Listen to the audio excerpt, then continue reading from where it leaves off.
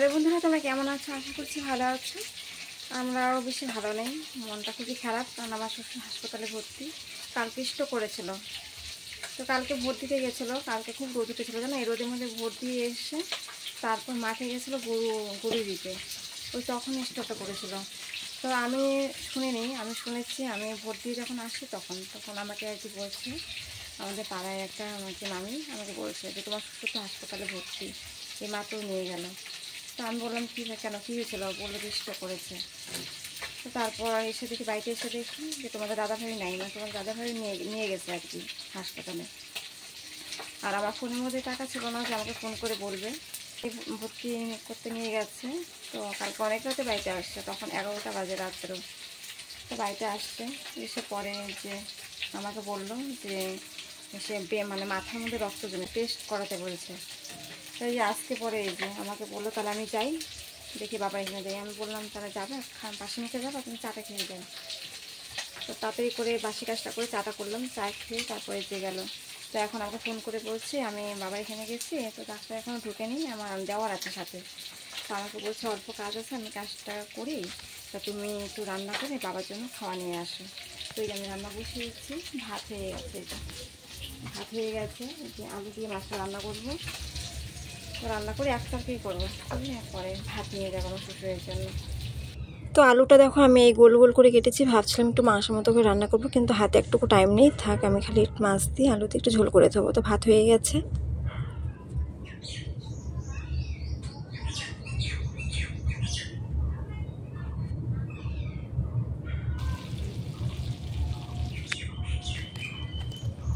তো এখন যাচ্ছি, এখন 11টার মতো বাজে, রান্না হয়ে গেছে, ভাতটাকে নিয়ে যাচ্ছি হাসপাতালে। তোমাদের দাদা ফোন করছে, এখন আমাকে ফোন করে বললো যে 3টা টেস্ট করাতে বলছিল ডাক্তার, তো 2টো টেস্ট করিয়েছে। ফোন করে বললো যে তুমি আসো তাড়াতাড়ি।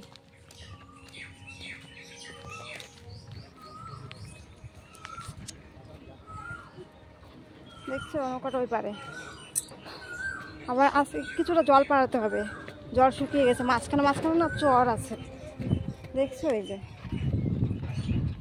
আসো আসো সুজন, আসো, দেরি করো না, তাড়াতাড়ি আসো। দেখো ওই যে বাসটা দেখছো, বাসটার ওই পারে আর নৌকাটা যাবে না, অতটুকু জল পাড়াতে হবে। এখন আবার এই জুতা খুলতে হবে, খুলে তারপর পার হতে হবে।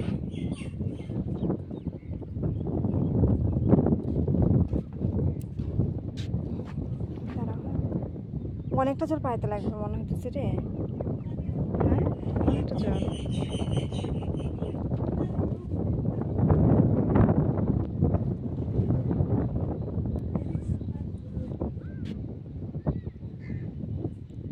অনেকটা পাইতে হবে না, মনে তো হইতেছে অনেকটা, অল্প অল্প।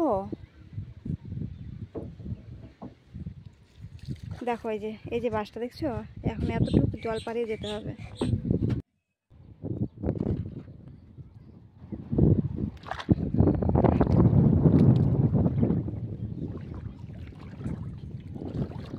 বাপরে, কি রে, কোন দিক দিয়ে যাবো, কোন দিক দিয়া? হ্যাঁ আজকে মনে হয় জলটা বাড়ছে, হ্যাঁ তাহলে এখানে আমার জল নাই সেরকম, এদিকে চলে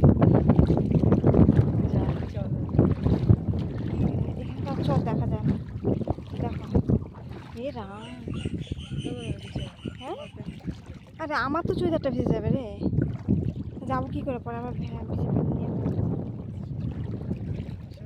দেখো বন্ধুরা, দেখছো কি কষ্ট আমাদের, যেখানে যাই। হ্যাঁ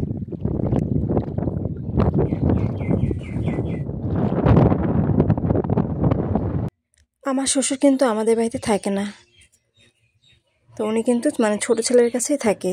তো শ্বশুরকে বলেছিলাম যে বাবা তুমি আমাদের সাথেই থাকো, তো শ্বশুর থাকবে না, কারণ নিজের বাড়ি থুয়ে ঘরে ফিটা থুয়ে না, মানে কোনোখানে আর কি থাকতে চায় না। আর থাকবে কি করে, আমার দেওয়ারটা ভালো না, আমার দেওয়ারটা কোথাও যেতে দেয় না জানো, আমাদের বাড়িতে যদি আসে খুব ঝগড়া করে, আর আমার মিষ্টি দেওয়ারের বাড়িতে যদি যায় খুব ঝগড়া করে। যে আমরা ভাববো যে নিয়ে আসি বা রাখি আমাদের বাড়িতে, আমরা যে ভালো মন্দ খাই, আমার কি ইচ্ছা হয় না আমার শ্বশুরটাকে দিই, শুধুমাত্র আমার দেওরের জন্য দিতে পারি না। আজকে দেখো আমাদের শ্বশুর বাড়িতে ইচ্ছা করলে আমরা থাকতে পারতাম, আমার দেওরের জন্য পাইনি থাকতে, আমার দেওর আমাদেরকে বাড়ির থেকে তাড়িয়ে দিয়েছে। আমার শ্বশুরকে কিন্তু যথেষ্ট ভালোবাসি। আমার বাবা মারা গেছে 9 বছরের মতো হলো, তো শাশুড়ি মারা গেছে 8 বছরের মতো হয়েছে। শাশুড়ি মারা যাওয়ার পরে কিন্তু আমার শ্বশুরকে বলেছিলাম যে বাবা আসো, তুমি আমাদের কাছেই থাকো, কিন্তু আমার দেওরের জন্য এরকম কোথাও গিয়ে থাকতে পারে না, আর এত কাজ করে কি বলবো। মানে আমাদের যে ফ্যামিলির কথা আমি কাউকে বলি না দেখি কেউ শুনে না, তো বলবো তোমাদেরকে কিছু কিছু কথা আমি শেয়ার করব।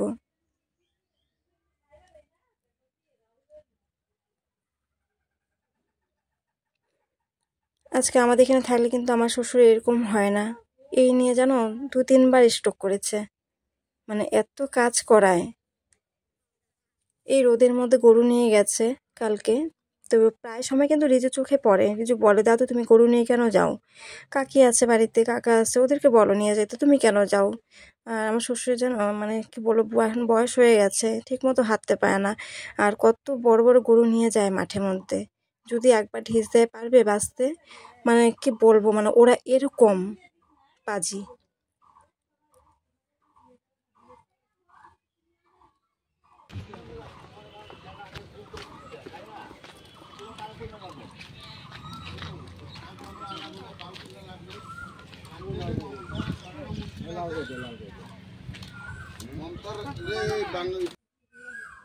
তো এটা হচ্ছে মহকুমা হাসপাতাল আলিপুরদুয়ারের।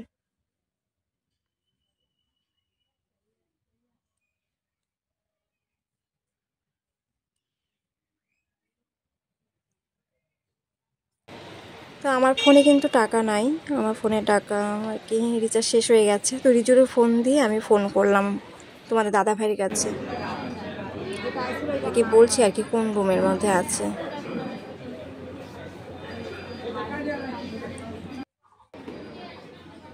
আমার ননদ হয়, এই যে আমার ননদ, আর এই যে আমার শ্বশুর। তো ডাক্তার কিন্তু এখনো ঢোকে নাই।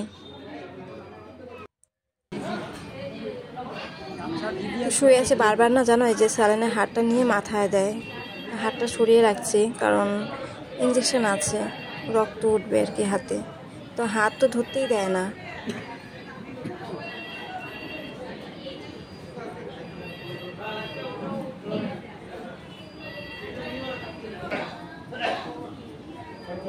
তো অনেকক্ষণ ধরে বসে আছি, ডাক্তার এখনো আসে নাই।